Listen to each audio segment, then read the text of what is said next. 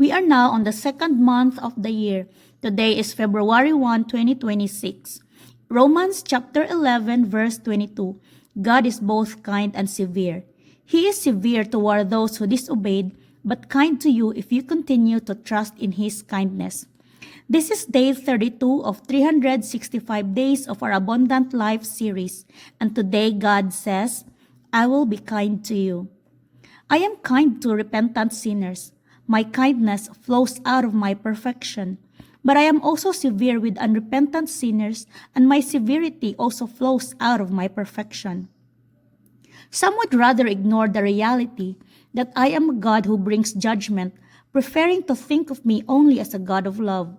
But I don't want you to reduce me by making me into your own version of a God you can explain, a God who does what makes sense to your limited understanding.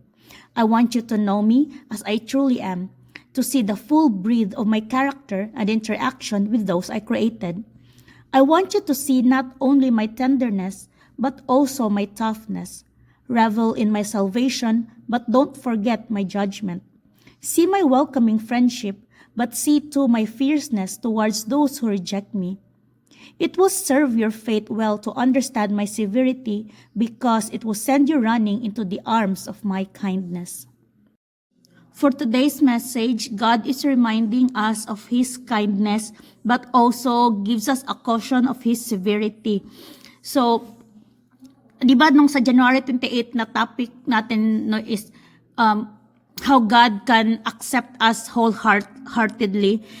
So, no matter how sinners we are, as long as we are sincere and bring up all our whole ugly mess to Him, surrender it to Him, confess and ask for forgiveness, God is someone who is very kind, who will accept us with no humiliating condemnation. He's not someone who would throw stones at us. Instead, He will accept us and help us how to move forward. Like, siya yung magiging anchor natin ba?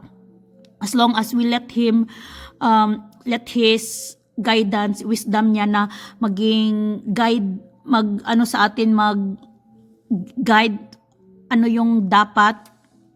So, that's how kind He is. But the thing is, if we also don't obey Him, kasi supposedly, di ba, once we have Him, we accept God in our life, we're supposed to be a bearer of good fruit.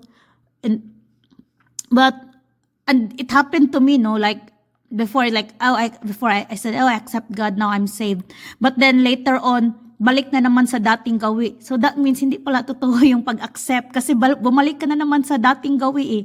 So hindi ka naging bearer of good fruit. So ang mangyayari, yeah, God can be severe to you. God can be severe to us. So there were times in my life na I could really attest na masasabi ko talaga na yes, God has been really so kind to me.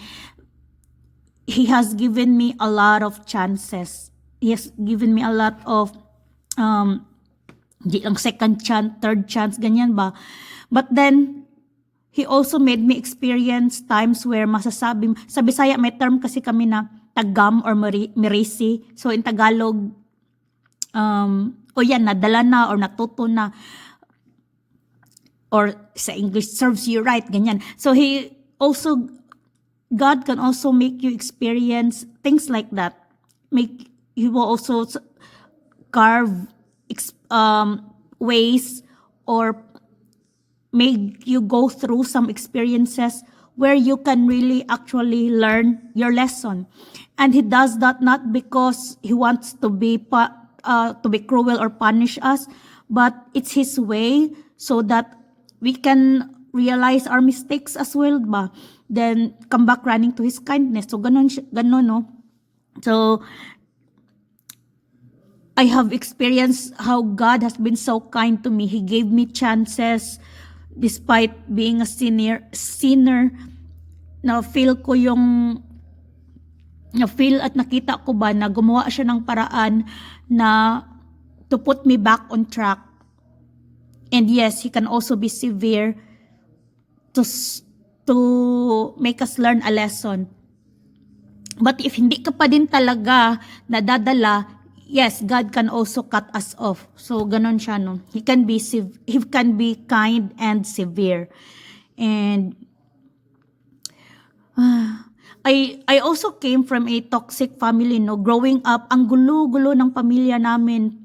Laging away dito, parang napakagulo. Yung bang parang I haven't really felt peace, ganon. Dahil laging magulo. So ganon siya. And then now that I'm a bit older, as I try to look back, I have come to realize na ba kung ano yung kulang, kung ano yung missing factor, bakit ganon yung pamilya ko. And the very main reason is that it's because napakalayo namin sa Diyos. And that factor really affects din kasi, it really affects your perspective, yung mindset mo sa buhay, yung mga ganyan. So, but God has been really so kind kasi despite no na survive pa din namin ba. So hopefully yung time na binigay ni Lord na andito pa tayo, huwag sanang sayangin, no.